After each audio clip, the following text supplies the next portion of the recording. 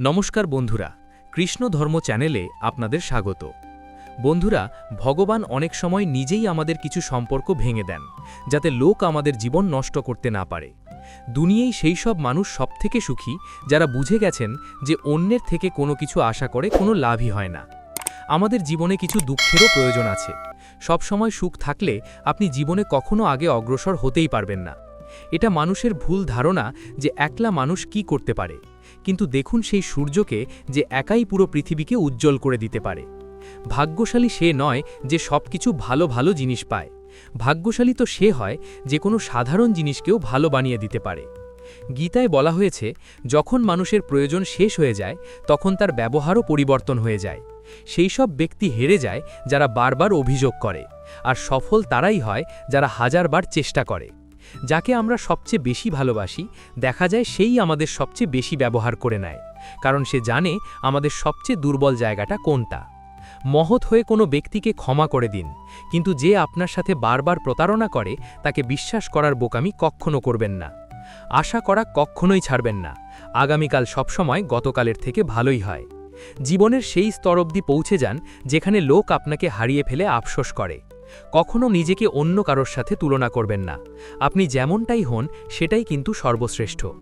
ঈশ্বরের প্রতিটা সৃষ্টি সর্বোত্তম হয়ে থাকে। নিজেকে কারোর সাথে তুলনা করা মানে ঈশ্বরের সৃষ্টির অবমাননা করা হয়।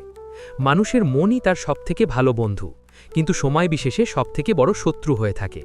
যদি মন আপনার কাছে জিতে যায় তাহলে সেটা আপনার শত্রু হয়ে যায়, আর যদি আপনি মনের কাছে জিতে যান তাহলে সে আপনার সত্যিকারের বন্ধু হয়ে যায়। যদি আপনাকে কেউ নজর এড়িয়ে যায় তাহলে দুঃখ পাবেন না, কারণ লোক সবসময় তাদের সামর্থ্য অনুযায়ী অনেক মূল্যবান জিনিসকেই এড়িয়ে যায়। সেই সব মানুষদের পিছনে কখনো দৌড়বেন না যাদের কাছে আপনার কোনো গুরুত্ব নেই।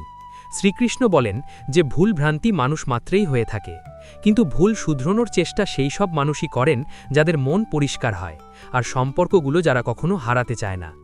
জীবনের সবথেকে বড় অপমান সেই সব ভরসাগুলোই হয়ে থাকে যা আপনি অন্যের ওপর ভুল করে রেখে ফেলেন। কখনো কখনো মানুষ শান্ত হয়ে গিয়ে ভিতরে ভিতরে ভেঙে গুড়িয়ে যায়, অর্থাৎ সে হেরে যায়। কখনো নিজের কাছে তো কখনো ভাগ্যের কাছে, আবার কখনো আপনজনদের কাছে। জীবনে নিজেকে সময় দেওয়ার চেষ্টা করুন, কারণ আপনার প্রথম প্রয়োজনীয় জিনিস আপনি নিজেই। মনে রাখবেন, প্রয়োজনের থেকে বেশি ভালো হবেন তো প্রয়োজনের থেকে বেশি ব্যবহারও হবেন। প্রত্যেক ব্যক্তির কর্মে বিশ্বাস করা উচিত, কারণ এই পৃথিবী হলো কর্মের জগৎ। কর্ম আপনার হাতে, কিন্তু ফলাফল নয়। তাই কর্মে মনোনিবেশ করুন, তার মানে শুধু কাজেই মনোনিবেশ করুন এবং কঠোর পরিশ্রম করুন। ভগবান শ্রীকৃষ্ণ বলেছেন যে সর্বদা নিজের ইচ্ছা ও কামনায় নিমগ্ন থাকাই মানুষের সমস্ত দুঃখের কারণ। সে যদি এ থেকে নিজেকে মুক্ত করে তার দায়িত্ব পালন করে তবেই তার জীবন সুখের হবে। বিশ্বাস করুন, আপনার সাথে যা হয়েছে তা ভালোই হয়েছে, যা ঘটছে তাও ভালোই হচ্ছে, এবং পরে যা হবে তাও আপনার ভালোর জন্যই হবে। জীবনের আনন্দ অতীত বা ভবিষ্যতে নেই, বরং বর্তমানে বেঁচে থাকার মধ্যেই জীবনের প্রকৃত আনন্দ নিহিত আছে। একজন মানুষ যদি আত্মবিশ্বাসের সাথে যা চায় তা করে, তবে সে যা চায় তাই হতে পারে। অনুশীলনের মাধ্যমে সব কিছু নিয়ন্ত্রণ করা যায়। প্রকৃত ধর্ম হল যে জিনিসগুলি মানুষ নিজের জন্য ভালো বলে মনে করে না, সেগুলি অন্যের জন্য ব্যবহার করা উচিত নয়। যে কোনো মানুষ বিশ্বাস দ্বারাই গড়ে ওঠে। সে যা বিশ্বাস করে সেই অনুযায়ী হয়ে যায়। ভগবান বলেন, আমার জন্য সকল জীবই সমান। আমি কাউকে খুব বেশি পছন্দও করি না, আবার কাউকে ঘৃণাও করি না, কিন্তু যারা মনে প্রাণে আমার আরাধনা করে আমি সর্বদাই তাদের প্রয়োজনে সাহায্য করে থাকি। যে ব্যক্তি ফলাফলে আকাঙ্ক্ষা করে না, শুধুমাত্র নিজের কাজেই মনোনিবেশ করে, সে অবশ্যই জীবনে সফল হবে। যে কোনো মানুষ জন্মগতভাবে নয়, কর্ম দ্বারাই মহান হয়। নিজের অন্যের ছোট বড় এসব ভুলে এটাই মনে রাখবেন যে এসবই আপনার এবং আপনিও সবার। তাই সবাইকে ভালোবাসুন এবং সবার ভালো করার চেষ্টা করুন। সদা সন্দেহকারী ব্যক্তির জন্য এই পৃথিবীতে বা অন্য কোথাও কোনো সুখ নেই। তাই আপনি যা করছেন তাতে বিশ্বাস করুন, বা আপনি যা বিশ্বাস করেন কেবল তাই করুন। যারা মনকে নিয়ন্ত্রণ করতে জানে না, তাদের জন্য তাদের মন শত্রুর মতো কাজ করে। আপনার গুরুত্বপূর্ণ কাজগুলি সম্পূর্ণ করুন, কারণ কাজ করা কিছুই না করার থেকে ভালো। একজন ব্যক্তি তার বিশ্বাস দ্বারাই তৈরি হয়। সে যা বিশ্বাস করে তাই হয়ে ওঠে। নরকের 3টি দরজা রয়েছে: কাম, ক্রোধ এবং লোভ। ক্রমাগত প্রচেষ্টা করার মাধ্যমে অশান্ত মনকে নিয়ন্ত্রণ করা যেতে পারে। যে এই পৃথিবীতে জন্মগ্রহণ করেছে তার মৃত্যু হওয়া সুনিশ্চিত। এটি হলো প্রকৃতির চিরন্তন সত্য। তাই যা সত্য তা নিয়ে দুঃখ করবেন না। জীবনে আরও এগিয়ে যান। একজন বুদ্ধিমান ব্যক্তির উচিত লোভ না করে সমাজ কল্যাণে কাজ করা। আপনি যখন আপনার কাজ উপভোগ করতে শুরু করবেন তখন আপনি বুঝতে পারবেন আপনি পরিপূর্ণতা অর্জন করেছেন। যিনি সমস্ত কামনা বাসনা ত্যাগ করেন এবং আমি এবং আমার এই লোভ ও অনুভূতি থেকে মুক্ত হন, তিনিই কেবল শান্তি লাভ করতে পারেন। একজন ব্যক্তির কাছে তার মন তার পরম বন্ধু হতে পারে, আবার পরম শত্রু হতে পারে। আমি সকল জীবের হৃদয়ে বাস করি। কোনো ফলের আশা না করে কাজ করা, এটাই হলো প্রকৃত কর্ম। একজন মানুষের চাহিদা পরিবর্তন হলে তার কথা বলার ধরনও বদলে যায়। নীরব থাকার থেকে বড় কোনো উত্তর হতে পারে না, এবং ক্ষমা করার থেকে বড় কোনো শাস্তি হতে পারে না। কেউ তার কর্ম থেকে কোনোদিন পালাতে পারবে না, তাকে তার কর্মের ফল ভোগ করতেই হবে। অতএব ভালো কর্ম করতে থাকুন, যাতে ভবিষ্যতে আপনার ফলাফলটাও ভালোই হয়। আপনি যখন খুশি হন বা যখন আপনি খুব দুঃখিত হন, তখন সিদ্ধান্ত নেওয়া উচিত নয়। কারণ ফুটন্ত জলে যেমন কোনো প্রতিচ্ছবি দেখতে পাওয়া যায় না, ঠিক সেরকমই অশান্ত মনে কোনো সিদ্ধান্ত নেওয়া যায় না। যা ঘটতে চলেছে তা সর্বদাই ঘটবে, আর যা ঘটবে না তা কখনোই ঘটবে না। যারা এটা বিশ্বাস করেন তাদের কখনো কেউ কষ্ট দিতে পারে না। ধৈর্যশীল ব্যক্তির শক্তির সাথে কেউ প্রতিদ্বন্দ্বিতা করতে পারেনি। এই দেহটি তোমার নয়, এই দেহের মালিকও তুমি নও। এই দেহটি 5টি উপাদান দিয়ে তৈরি: আগুন, জল, বায়ু, পৃথিবী এবং আকাশ। একদিন এই দেহ এই 5টি উপাদানের সাথেই মিশে যাবে। তোমার শুধু কর্ম আছে, তাই সৎকর্মে মনোনিবেশ করো। সঠিক কর্ম সেটা নয় যার ফলাফল সর্বদা সঠিক হয়, তবে সঠিক কর্ম হলো সেটি যার উদ্দেশ্য কখনো ভুল হয় না। পৃথিবীতে যেমন আবহাওয়ার পরিবর্তন হয়, ঠিক তেমনই জীবনে সুখ দুঃখ আসে আর যায়। ভগবদ্গীতার মূল উদ্দেশ্য মানব কল্যাণ, তাই প্রতিটি মানুষের কর্তব্য পালনের সময় মানব কল্যাণকেই অগ্রাধিকার দেওয়া উচিত। আপনি যে আচরণ অন্যের থেকে পছন্দ করেন না, আপনার উচিত সেই একই আচরণ অন্যের সাথেও না করা। আমরা দেখেছি শ্রী ভগবান বিভিন্ন স্থানে এবং বিভিন্নভাবে অনাসক্তির উপদেশ দিয়েছেন।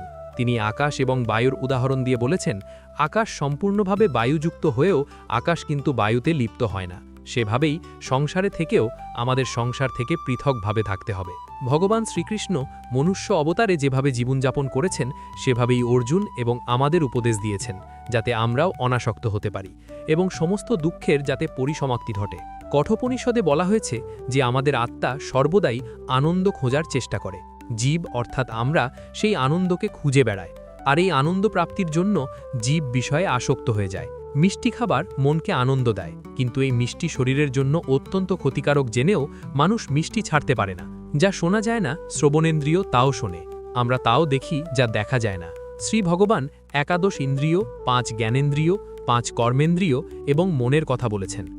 যে ব্যক্তি বস্তু বা পরিস্থিতিতে আসক্ত হয় তা ত্যাগ করার কথা বলেছেন। পরের শ্লোকে শ্রী ভগবান বলছেন, সার্বা ভূতানি কৌন্তেয় প্রকৃতিম মামিকাম কল্পায়ে পুনস্তানি কল্পদৌবি সৃজামহম। এই শ্লোকে শ্রী ভগবান সৃষ্টির সৃজন এবং সংহার প্রক্রিয়ার কথা বলেছেন। জীব এবং পরমাত্মার মধ্যে যে পার্থক্য, সেই রহস্যের জট খুলেছেন। বেদান্তে ঈশ্বরকে পরমাত্মা মানা হয়নি, বরং ঈশ্বরকে মায়ার স্বরূপ বলা হয়েছে। ব্রহ্মকে পরম সত্তা মানা হয়েছে। এই শ্লোকে শ্রী ভগবান বলছেন যে সমগ্র সৃষ্টির প্রারম্ভে আমিই থাকি, আমি সমস্ত কিছু আরম্ভ করি, আবার কল্পশেষে সবকিছু আমাতেই বিলীন হয়ে যায়। কল্পে সৃষ্টি শ্রী ভগবানই করে থাকেন। তাহলে আমাদের জীবনে যে সুখ দুঃখ আসে, সেই সুখ দুঃখ ভগবানেরই তৈরি। এখানে আমাদের মনে হতে পারে যে এত দুঃখ ভগবান দেন কেন, তিনি এত নিষ্ঠুর কিভাবে হতে পারেন, কিন্তু এভাবে ভাবা উচিত নয়। ব্রহ্মসূত্রে শ্রী শঙ্করাচার্য খুব সুন্দরভাবে এই বিষয়টি প্রতিপাদিত করেছেন। এই জগৎ সৃষ্টিতেও ভগবানের লীলা মাত্র, তার খেলার বস্তু। তিনি খুবই উদাসীন। তাহলে আমাদের জীবনে দুঃখ কেন আসে? কল্পের ক্ষয়ে আমাদের সঞ্চিত কর্ম পরমাত্মায় বিলীন হয়ে যায় এবং কল্পের আরম্ভে আমাদের কর্মের উদয় হয়। খারাপ কর্মের পরিণাম হলো দুঃখ এবং পুণ্য কর্মের পরিণাম হলো সুখ। আমরাই পৃথিবীতে অনন্তকাল ধরে জন্মগ্রহণ করছি, আবার অনন্তকাল ধরে আমাদের মৃত্যুও হচ্ছে। শ্রী ভগবান অর্জুনকে বললেন, বাহুনি মে ব্যতীতানি জন্মানি তব চার্জনা তানহম বেদ সার্বাণী নত্বম বেত্থতা পরন্তাপা। আমার, তোমার এবং আমরা সকলে এই পৃথিবীতে বহুবার জন্মগ্রহণ করেছি। একথা শ্রী ভগবান জানেন, কিন্তু অর্জুন বা আমরা কেউ সে কথা জানতে পারি না। আমাদের শক্তি বা বুদ্ধি হল সীমিত।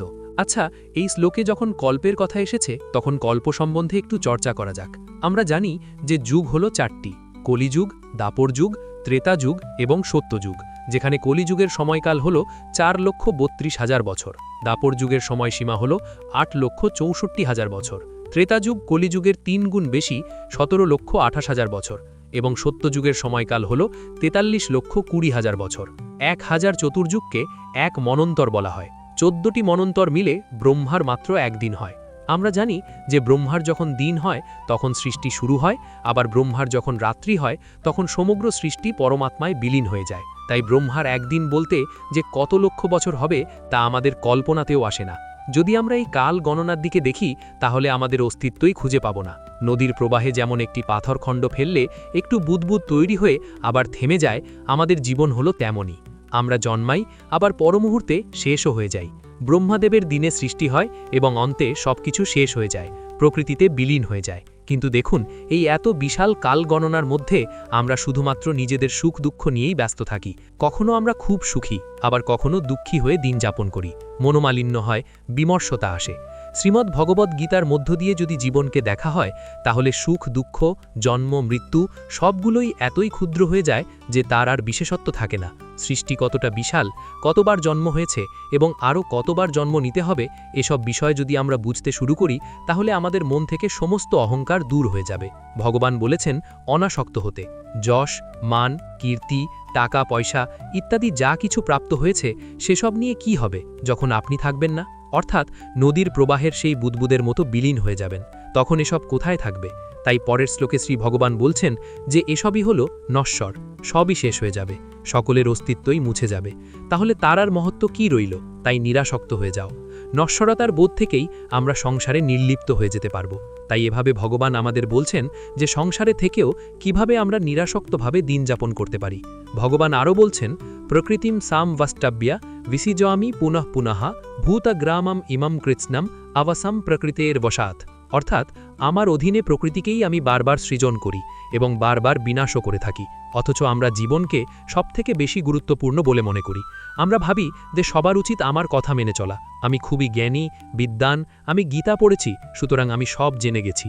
আবার কেউ দম্ভ বা অহংকার করে কর্ম করবে, কিন্তু শ্রীকৃষ্ণের মতো উদাসীন থেকে কর্ম করে যেতে হবে। উদাসীনতার আরও একটি উদাহরণ আপনাকে বলি। শ্মশানঘাটের সব দেহ জ্বলছে দেখেও অন্যদের চোখে জল আসে না, কারণ সেই সব দেহের সঙ্গে তাদের কোনো সম্বন্ধ নেই। কিন্তু আমার সাথে যার সম্বন্ধ আছে তার দেহ জ্বলতে দেখে আমার কান্না পায়। এই সম্বন্ধের আসক্তি যদি আমরা ত্যাগ করতে পারি তাহলে আমাদের সব দুঃখ দূরে চলে যাবে। অবজানন্তি মাম মূঢ়া মানুষীম তনুমাশ্রিতম পরম ভাবম জানন্ত মম ভূত মহেশ্বরম। এই শ্লোকে শ্রী ভগবান নিজের স্বভাবের ব্যাপারে বলতে গিয়ে দুই প্রকার প্রকৃতির কথা বলেছেন, আসুরিক এবং দৈব প্রকৃতি। যদিও এর বিস্তারিত বিবরণ আমরা ষোড়শ অধ্যায়ে পাব। এর বর্ণনা পরের শ্লোকে ভগবান এতটাই স্পষ্ট করে দিয়েছেন যে সেটাকে ষোড়শ অধ্যায়ের সংক্ষিপ্ত বলা যায়। যে ভগবানের অধ্যক্ষতা, উদাসীনতা এবং নির্লিপ্ততাকে বোঝে না, ভগবান যে লীলা করছেন তা অনুধাবন করতে পারে না, সমস্ত কার্য প্রকৃতি দ্বারা হচ্ছে তা জানে না, এরূপ অজ্ঞানীরা ভগবানকে সাধারণ দেহধারী মানুষ ভেবে থাকে। যেমন শিশুপাল ভগবানকে সাধারণ মানুষ ভাবতেন। ভগবানকে অনেক সময় অনেক দুর্বাক্য শুনিয়েছেন। মোহ কি? মোহ কথার অর্থ হল ব্যর্থতা। যে ব্যক্তি অতিরিক্ত মোহতে জড়িয়ে পড়ে সেরকম মানুষের আশা কোনোদিনই পূরণ হয় না। একজন ভক্ত আশা করে যে সে শ্রী ভগবানের ভজনা করবে, তার সঙ্গে একাকার হয়ে যাবে, তার স্বরূপে বিলীন হয়ে যাবে। উল্টো দিকে মূঢ় ব্যক্তিরা আশা করে যে তার সুখ ভোগ যেন আরও বাড়ে, মান মর্যাদা, ধন সম্পত্তি এগুলি যেন দিনের পর দিন বাড়তেই থাকে, এমন কামনা করে এবং তাকে প্রাপ্ত করার চেষ্টা জীবনের শেষ দিন পর্যন্ত করতে থাকে। সেই চেষ্টাতে সে এতটাই মশগুল হয়ে যায় যে পূজা পাঠ বা ধ্যান করার সময় পায় না। কামনা, বাসনা এবং বিষয়বস্তুতে এতটাই মগ্ন হয়ে যায় যে নিজেকে প্রাপ্ত করার সময় থাকে না। এই কামনা শেষ হয়তো কল্পান্তে হবে। সংসার এবং কর্মের ক্ষয় হয়ে গেলে শুধুমাত্র ভক্তই বেঁচে থাকে। শ্রী ভগবান যখন পুনরায় সৃষ্টির সূচনা করবেন তখন সেই ভক্ত আর ফিরে আসবে না, অর্থাৎ সে এই জন্মমৃত্যু চক্র থেকে নিস্তার পাবে। কিন্তু কামনা ও বিষয় সম্পত্তিতে আটকে থাকা লোক এই সংসারে বারবার ফিরে আসবে, অর্থাৎ তাদের পক্ষে এই জন্মমৃত্যু চক্রকে এড়ানো অসম্ভব। শ্রীমদ্ ভগবদ্গীতায় ভগবান শ্রীকৃষ্ণ বলছেন, প্রত্যেকটি মানুষ কাম, ক্রোধ, লোভ, লালসা, অহংকার, মোহ ইত্যাদির দ্বারা পীড়িত। মনুষ্যকে এই সব মানসিক স্থিতিগুলিকে নিয়ন্ত্রণে রেখে জীবনযাপন করতে হবে, কারণ এই সব ভাবনার দ্বারা প্রভাবিত হয়ে পড়লে মানুষ কখনোই পরমাত্মাকে লাভ করতে পারবে না। যতক্ষণ না একজন ব্যক্তি তার আকাঙ্ক্ষাকে পরিত্যাগ করতে পারছে ততক্ষণ মোক্ষের দুয়ারে পৌঁছনো অসম্ভব। ভগবান আরও বলেছেন, মানুষের ইচ্ছা এবং আকাঙ্ক্ষার কারণেই এই সংসারে জন্মমৃত্যুর চক্রে তাকে বারবার ফিরে আসতে হয়। যদি একজন ব্যক্তি লোভ, ইচ্ছা এবং আমিত্বকে ত্যাগ করে সাধারণভাবে জীবনযাপন করে আর সমস্ত নিয়ম পালন করতে করতে আমাতে বিলীন হয়ে যায়, তাহলে তার মোক্ষপ্রাপ্তি অবশ্যই ঘটে। কিন্তু তার আগে আত্মাকে তার পাপ ও পুণ্যের ভিত্তিতে স্বর্গ এবং নরক দুইই ভোগ করতে হয়। যদি কোনো আত্মা স্বর্গের প্রতি আসক্ত হয়ে পড়ে, সেখানকার বৈভব এবং ঐশ্বর্য দেখে বিচলিত হয়ে পড়ে, তাহলে তাকে সেখানেই থাকতে হয়, আর সেই জন্মে তার জন্য মোক্ষের দরজা সম্পূর্ণরূপে বন্ধ হয়ে যায়। পুনরায় মুক্তি পাওয়ার জন্য আত্মাকে নতুন শরীর ধারণ করে পুনরায় প্রয়াস করতে হয়। যেখানেই এই প্রচেষ্টা ব্যর্থ হয়ে যায়,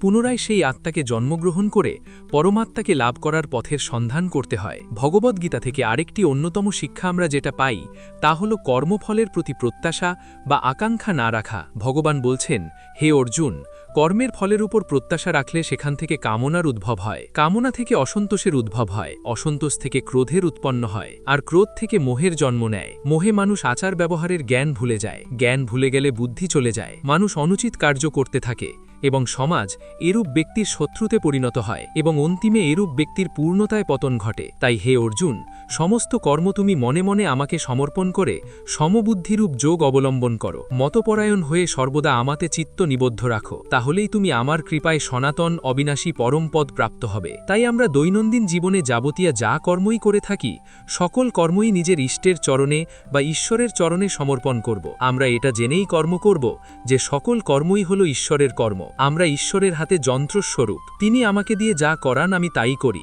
বাজিকর যেমন পুতুল না চায়, অনেকটা সেই রকম এখানে পুতুলের কোনো কর্তৃত্ব থাকে না, সকল কর্তৃত্বই হল বাজিকরের। কর্ম যদি ইষ্টের বা ঈশ্বরের হয়ে থাকে, তবে ফলও তো ঈশ্বরের, অর্থাৎ ফলের কোনো আকাঙ্ক্ষাই আমাদের মধ্যে থাকা উচিত নয়। যদি এইভাবে চিন্তা করে আমরা জীবনে চলতে পারি, তাহলে পাপ বা পুণ্য কোনোটারই ফলভোগী আমাদের হতে হবে না। আমি এই কর্ম করছি, এরূপ আমি বোধ না রেখে সর্বদা কর্ম করে যাওয়া উচিত। সাধক রামপ্রসাদ তাই গানের মাধ্যমে আমাদের বলেছিলেন, তোমার কর্ম তুমি করো মা, লোকে বলে করি আমি। অর্থাৎ সকল কর্ম ইষ্ট বা ঈশ্বর করাচ্ছেন আমাকে, আমার কোনো কিছুই করবার ক্ষমতা নেই, অর্থাৎ আমি তার হাতের যন্ত্র মাত্র। তিনি যেরূপ যন্ত্র চালনা করবেন আমি সেভাবেই চালিত হব। তাহলে আসুন বন্ধুরা, ভগবদ্গীতা জীবনের যেসব রহস্যকে বর্ণনা করে সেগুলিকে যথাযথভাবে বুঝে আমাদের জীবন সার্থক করি। যদি আপনার ভগবদ্গীতার সারকথার এই আলোচনা ভালো লাগে, তাহলে অবশ্যই ভিডিওটি সবার সাথে শেয়ার করুন, যাতে সংসারে উপস্থিত সকল আত্মা নিজের বাস্তবিকতাকে অনুধাবন করে পরমাত্মাকে লাভ করার চেষ্টায় নিয়োজিত হতে পারে এবং জীবন মৃত্যুর চক্র থেকে মুক্ত হয়ে সর্বদাই ভগবানের কাছে থাকার আনন্দ লাভ করতে পারে। আজকের মতো এ পর্যন্তই। যদি এই ভিডিওটি সম্পূর্ণ দেখার পর আপনার ভালো লাগে, তাহলে অবশ্যই একটি লাইক ও সাবস্ক্রাইব করতে ভুলবেন না। সকলে ভালো থাকুন, সুস্থ থাকুন। জয় শ্রীকৃষ্ণ।